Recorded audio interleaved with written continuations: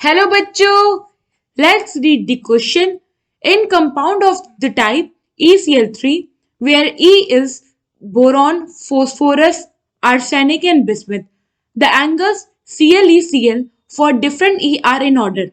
Option A, option B, option C and option D. So question में क्या कह रहा है, हमारे पास एक कंपाउंड है ECl3 टाइप का जिसमें E जो है वो बोरॉन है, फोस्फोरस है, आर्सेनिक और बिस्मिथ है। हमें बताना है कि जो एंगल होगा बिटवीन Cl उस वो डिफरेंट ई के लिए किस ऑर्डर में होगा। तो सबसे पहले तो हम ये देखें कि जो बोरॉन होता है इसके पास 3 वैलेंस इलेक्ट्रॉन होता है। तो ये क्या करेगा, 3 क्लोरीन के साथ बॉन्ड कर लेगा। नो, ये जब तीनों क्लोरीन के साथ बॉन्ड करेगा तो इस बोरॉन पे और कोई लोन पेयर या एक्स्ट्रा इलेक्ट्रॉन नहीं है। ये इसका हाइब्रिडाइजेशन हो जाएगा हमारा sp2, जो कि यहाँ पे कोई और बॉन्ड पेयर नहीं है। तो यहाँ पे जो एंगल बनेगा वो हमारा बनेगा 120 डिग्रीज का एग्जैक्ट एंगल, और ये शेप हो जाएगा हमारा trigonal planar. Now on another hand हमारे पास है फोस्फोरस, आर्सेनिक एंड बिस्मिथ। ये तीनों जो है ये बिलोंग करते हैं ग्रुप 15 में।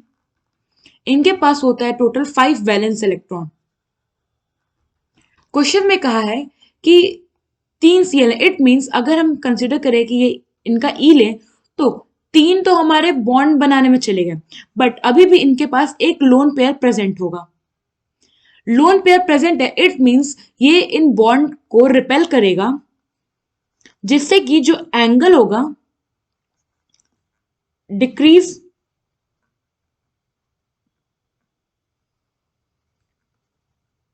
Between ClECl।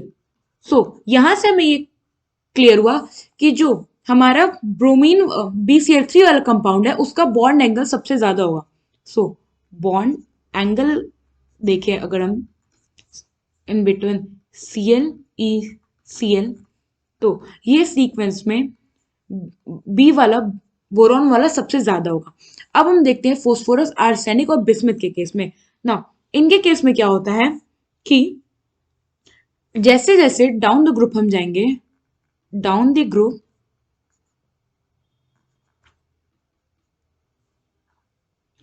जो फोर्स ऑफ रिपल्सन होता है, force of repulsion, force of repulsion जो होता है बिटवीन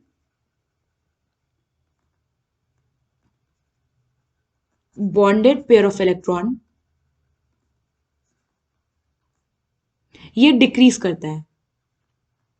मतलब क्या है कि जैसे जैसे हम डाउन द ग्रुप जा रहे हैं, इसमें नीचे जा रहे हैं, जैसे इसमें सबसे बड़ा कंपाउंड है, इसके जो 3 क्लोरीन इसके साथ लगे थे, यहाँ पे जो रिपल्सन होता है वो रिपल्सन डिक्रीज हो जाता है।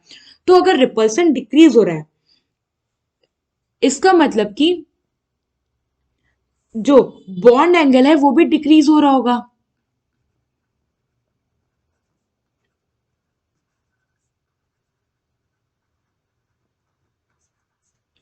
बॉन्ड एंगल क्या पूछ रहा था, इनके बीच का पूछ रहा था ना, ये बॉन्ड एंगल ये। तो अगर रिपल्सन कम हो रहा है तो बॉन्ड एंगल भी कम हो जाएगा।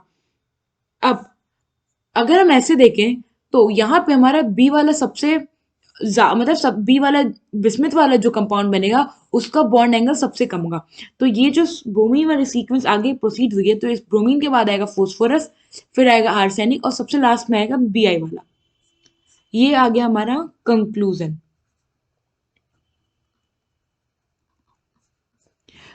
अगर हम इसे मैच करें हमारे गिवन ऑप्शन में तो हम देखेंगे कि जो हमारा ऑप्शन भी है ये एग्जैक्टली वही सीक्वेंस है जो हमारा सीक्वेंस आया है। तो हमारा जो करेक्ट ऑप्शन हो जाएगा वो होगा ऑप्शन बी। आई होप आपको एक कॉन्सेप्ट समझ में आया होगा। Thank you.